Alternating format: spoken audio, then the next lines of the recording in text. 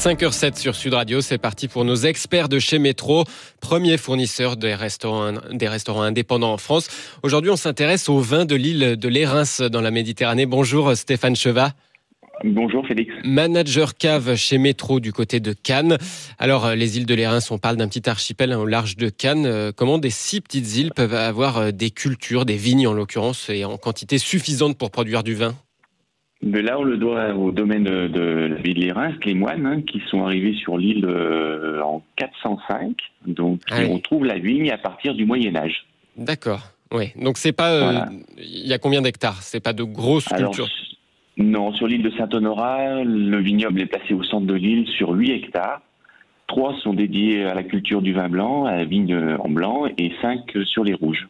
D'accord. Et alors, Comment ça s'est fait ? C'est une tradition qui remonte, donc qui s'est ancrée au fil des siècles. C'est quoi un peu l'histoire de ce vin et de ces moines ? Les moines sont les moines cisterciens, donc c'est les mêmes personnes que l'abbaye de Cluny, par exemple, qui ont eu l'habitude de vinifier et de découvrir les terroirs en France. Donc ils se sont installés, ils ont planté, et c'est dans les années 90 qu'ils ont décidé de commercialement faire repartir le vignoble. D'accord. À la base, c'était pour leur consommation personnelle. Ah oui, tout à fait. C'est que dans les années 90 où on a la chance de pouvoir trouver leurs bouteilles. Alors, comment ça se passe justement ? Ils passent par vous pour vendre ce vin des îles de l'Érins à des acheteurs assez prestigieux d'ailleurs. Oui, tout à fait. Alors, on n'a pas d'exclusivité. Certains restaurateurs se servent en direct. Ils proposent 7 cuvées différentes.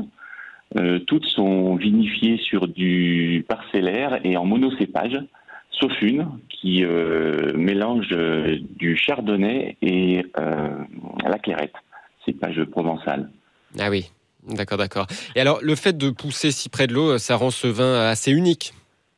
Il y a plusieurs effets. Il y a 3 choses, je dirais, le climat, évidemment. C'est une île, donc il y a des entrées maritimes. Il y a un peu de sel, il y a de l'humidité la nuit, beaucoup de chaleur l'été.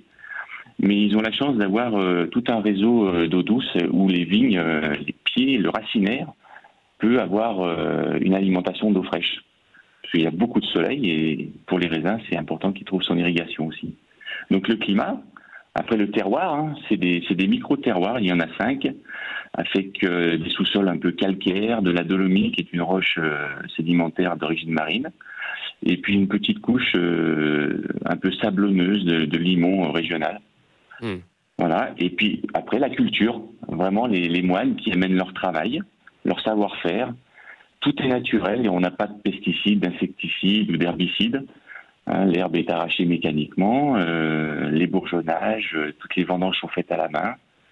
C'est du vin bio, quoi.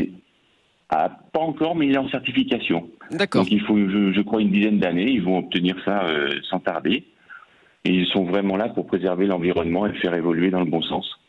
Oui, on a même un de ces moines qui a pris des cours d'œnologie.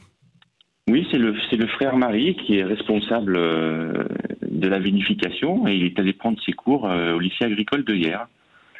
Et dans son travail, il est accompagné par des œnologues conseils de renom pour l'aider à faire ses choix et diriger son vignoble.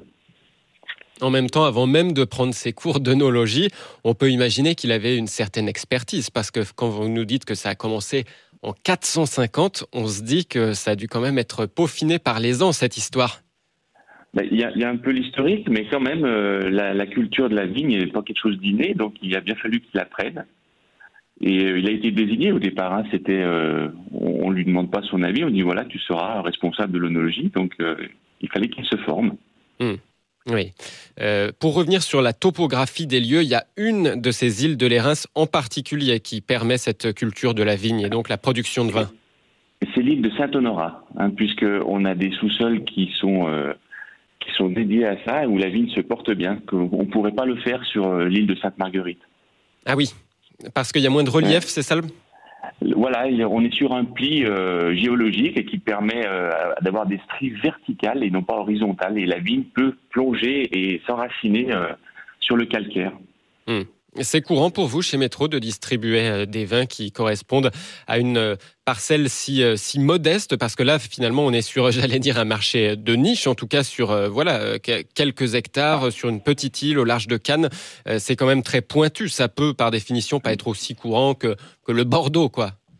Ah, complètement, hein. Vous rendez-vous compte, ça représente, on se partage à peu près 30-35 000 bouteilles par an, pas plus. Ah oui. Avec des cuvées comme sur le Pinot Noir, ils n'ont même pas un hectare de planté. Et c'est des vins que l'on retrouve à Paris, chez Alain Passard, à l'Arpège par exemple. Vous avez des bouteilles comme celle-ci. Le Mourvèdre, il y a un demi-hectare. Les Chardonnays, c'est 2 hectares. Donc c'est vraiment minuscule. Et à Métro, oui, on diffuse de plus en plus et on essaye d'être très proche des propriétés. Et c'est du direct, hein, c'est des circuits courts et au maximum. Merci en tout cas Stéphane Cheva. On va peut-être attendre un peu avant de passer à la dégustation quand même. C'est encore l'heure du petit déjeuner. Il est bonne heure. Merci beaucoup en tout cas. Je rappelle que vous êtes manager cave à Métro Cannes. Passez une excellente journée. Merci à vous. Merci beaucoup. Métro.